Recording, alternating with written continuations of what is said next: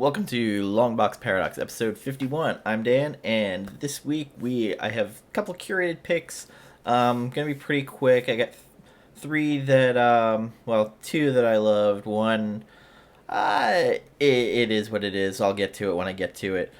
First off, from Dark Horse Comics, Butcher of Paris, based on a true story that I had never heard about, and I kind of into the macabre and some of these serial killers you'd think you'd hear a little bit more about, and this one kind of shocked me. It is written by Stephanie Phillips with Dean Kotz and Jason Wordie on this.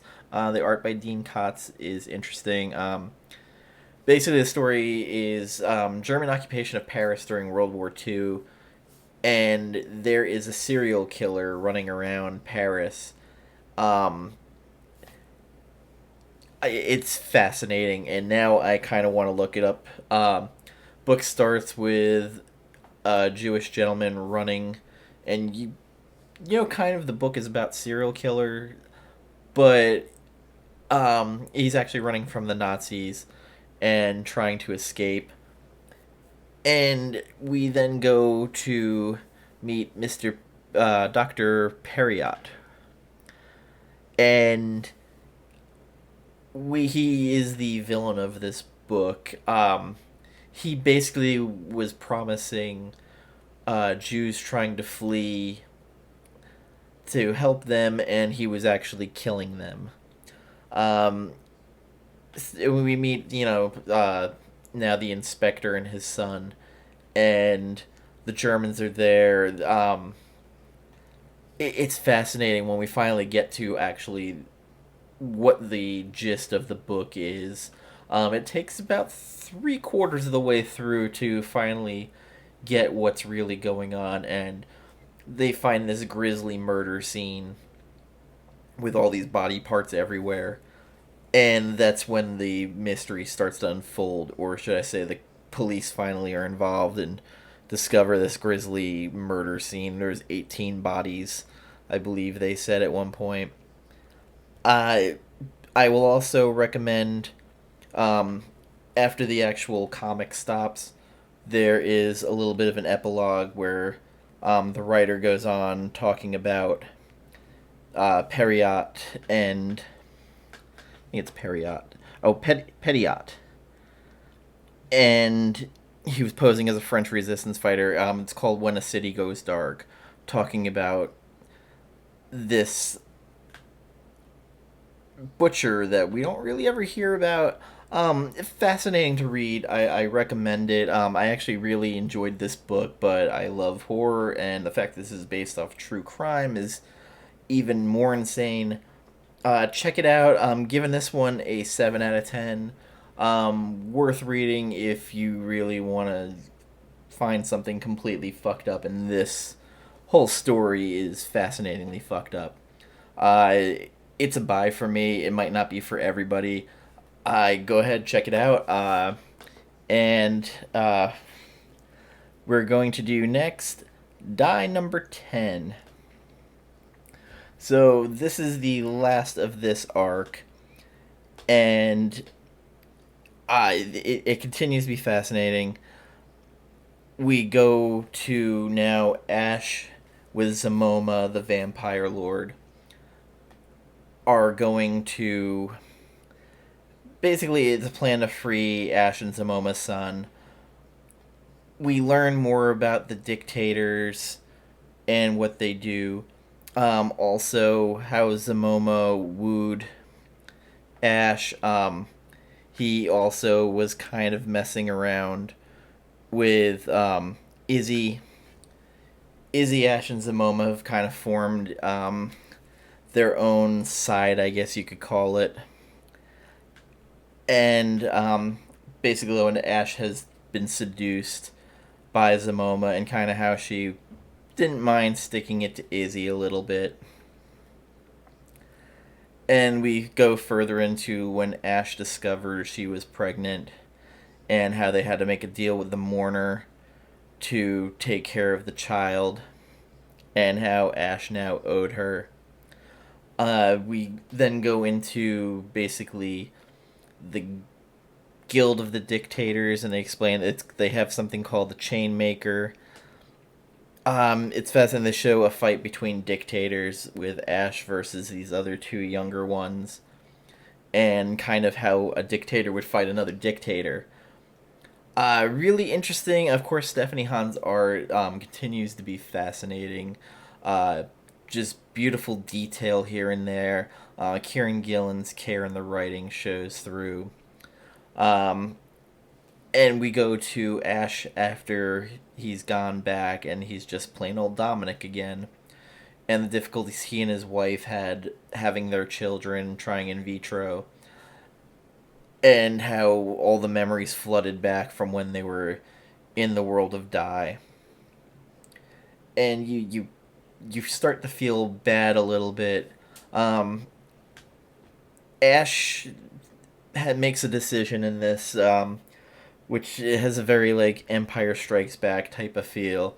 There is a sweet moment where Ash is reunited with Augustus, her son, and it was a very precious moment. And as soon as that precious moment is done, Ash's real plan comes into play, and I'm not gonna ruin what it is, but it is 100% fascinating. I'm gonna give this a 9.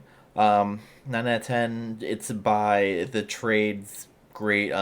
Solid last two issues for this arc. 9 in particular, I still think is one of the best issues I've read in quite a while, with the reveal of who created Die. We also get a little bit more into Chuck at the end of this, and some little bit of Saul kind of being invested in there. I'm truly loving this book, and more as it goes on, we unfurl and unfold more of this story, and I'm completely in for the ride. And I didn't think Kieron Gillen was going to be able to top what was going on in Wicked and Divine, and this is just so much better, in my opinion. I do love Wicked and Divine, but this one just captures my interest so much more. Go out, buy it, buy the trade. I'm sure we're going to be doing an Ink Panels graphic novel book club on this, because it's too good not to be talked about in just one big meal. And we're going to go to the last book for the reviews this week. And oh boy, I cannot wait to talk about this. It is Batman number 84.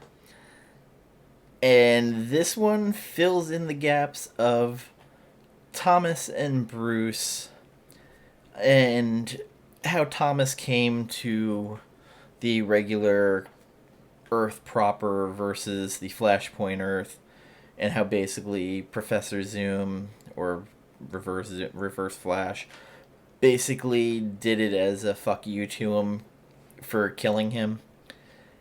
And the reasoning was interesting, and how basically throughout almost this whole Tom King run after the Button, and even a little bit before that, Thomas Wayne Batman has been there watching from the rafters, and there were some okay points in this, and there was also a lot of bad too. Michael Jannon's art was passable. There weren't a oh no, excuse me, not Jannon, Fornes. Sorry, Jannon was the last issue. Fornes' art is I want to say almost like a pale imitation of Franco Villa a little bit, with the colors and tones, and it shows how basically Thomas finds Bane and brings himself to him. There is a sucker punch right at the beginning of Thomas punching Bruce, and also some flashbacks to his own Flashpoint Earth. It was interesting to at least see some of this fleshed out, but at the same time, honestly, we're supposed to be wrapping this fucking story up, and he's just throwing this bullshit out here. It's a filler issue. It's literally a filler issue before your final issue to just kind of throw some glue over some cracks. And I should be feeling emotion from some of these parts, and all I feel is this irritation of just get it done. I'm not gonna lie, the issue wasn't bad. I mean, and that's saying a lot that it wasn't bad. But again, like, what are we doing here? Literally, this was an issue of flashbacks. Did we need it? No, we don't. It's frustrating. I'm gonna give it a 7. Like,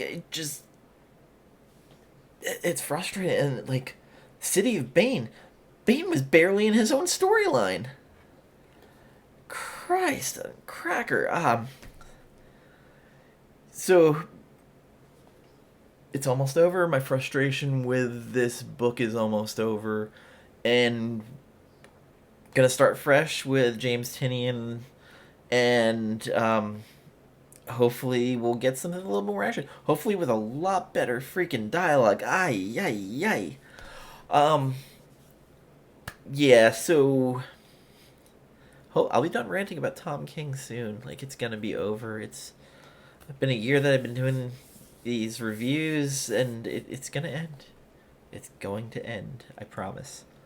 Um, Also, on books coming out, the Unknown Comics or Comic Mint, it might have been Comic Mint, has the X-Men #3 Psylocke cover by Shannon Mayer or Marr. Beautiful cover, worth picking up. Just absolutely gorgeous. And also, Unknown Comics put up for pre-order the Adam Hughes cover for Wonder Woman 750. Went classic on that one. Uh, some Wonder Woman covers I've liked. Some of them I thought kind of were mailing it in. But check them out. Adam Hughes always great for cover art. So if you want in on it, I think it was $15.99 for the regular trade dress on that. Thank you for joining me. I had to do impromptu on my webcam because I really didn't feel like hauling all my gear out to set up. Yeah, I'm a little lazy today. Again, thank you for watching. Thank you for taking the time, and I hope you all had a great New Comic Book Day Wednesday. And we'll see you next week. Bye.